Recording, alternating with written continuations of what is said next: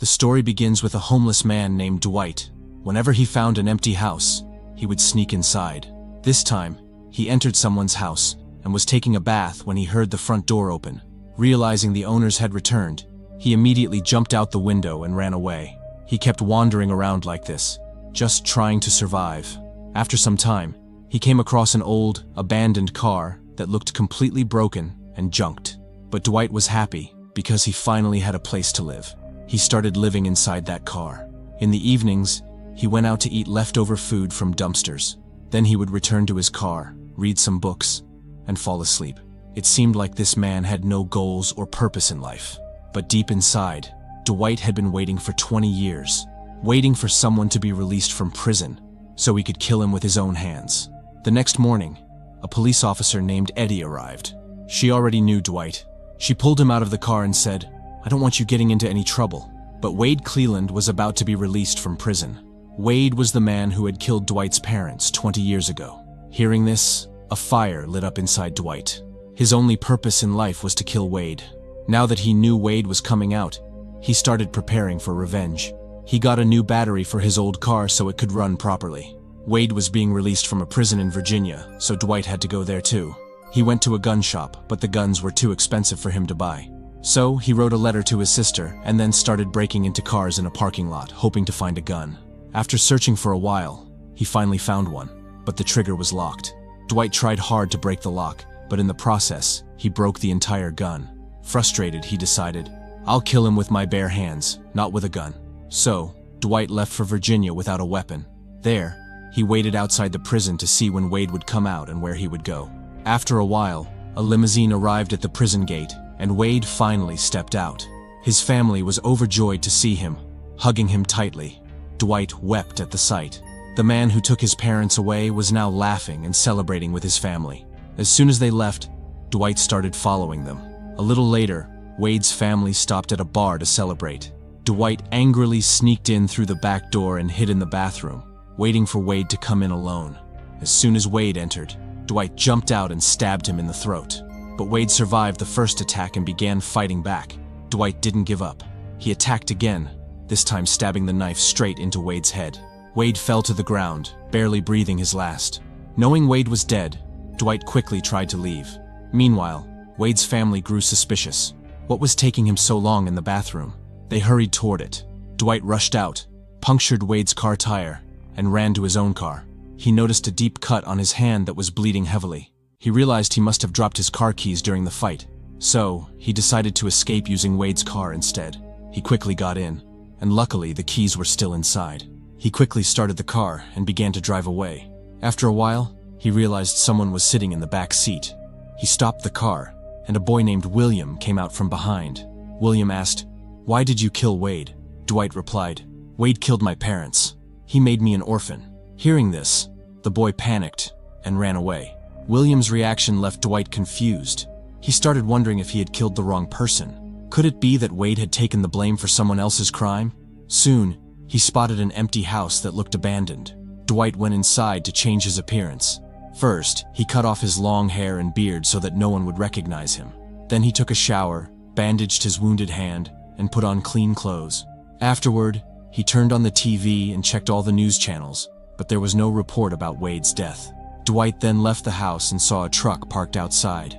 He asked the driver for a lift. He was now heading to visit his sister, Sam. Sam's husband had died, and she lived alone with her 2 children. A short while later, Dwight arrived at her house. Sam was overjoyed to see her brother after so many years. Later, they went to eat at a restaurant. Suddenly, Dwight told her that he had killed Wade, the same man who had murdered their parents. Hearing this, Sam became angry, but deep inside, she felt a small sense of relief, knowing the man who had ruined their lives was now dead.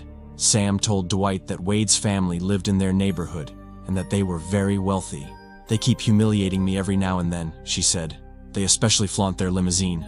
After talking for a while, Dwight realized that the Cleland family was powerful and dangerous. Now that he had killed Wade, they wouldn't stay quiet.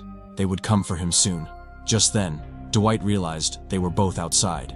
"Who's watching the kids?" he asked. They both panicked and rushed back home. Sam ran inside and saw that the children were completely safe, but she was furious and terrified. She came out and slapped Dwight, saying, "Everything was going perfectly. You've put our family in danger again. Now I don't know what to do." Dwight said, "I'll take care of everything. But until then, you have to leave with the children." He told Sam to pack up and take the kids to Pittsburgh. "Don't come back until I've fixed everything," he warned. Sam understood that her children's safety came first. She packed their things and left, leaving Dwight behind. Now Dwight had to make sure no one would come after his sister. He first checked the house carefully, then wondered how he would defend himself if Wade's family attacked. But there were no weapons in the house, not even a knife. So he made do with whatever little things he could find and waited. As night fell, he heard a car approaching. He ran to the window and saw Wade's two brothers, Teddy and Carl. Dwight instantly knew they had come armed to kill him. He rushed upstairs, turned on the bathroom light, and let the water run, hoping they would think someone was upstairs and head straight there instead of searching the ground floor.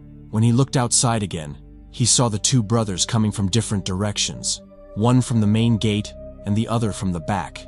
Dwight hurried downstairs and hid under the sofa in the hall. Both brothers entered the house and began moving slowly upstairs.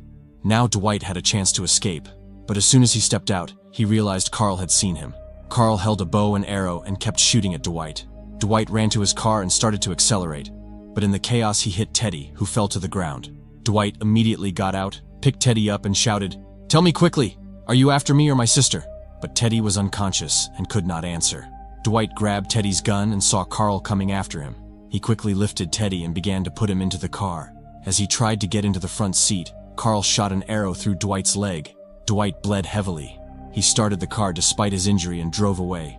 Carl screamed as he ran after them, but Dwight didn't stop. He sped off. Outside, Dwight pulled the unconscious Teddy from the back seat and put him in the trunk. Dwight was in terrible pain. He tried to pull the arrow out of his leg, but it was not easy. He then drove to a store, hiding his wound as best he could.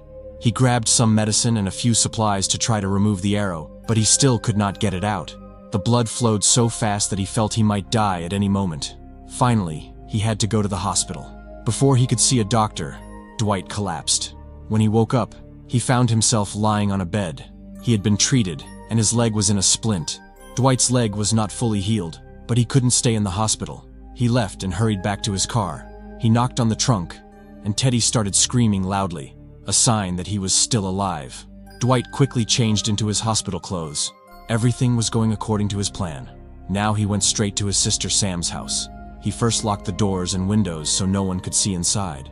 He turned off all the lights and cleaned the house before returning to the car. Sitting in the car, he looked through Sam's old album of childhood photos. While Teddy kept shouting, "My leg is broken and I'm very thirsty," Dwight ignored him and kept looking through the album, remembering the happy days of his childhood. There, he saw a photo of his old friend Ben. Seeing it, Dwight decided to go find him.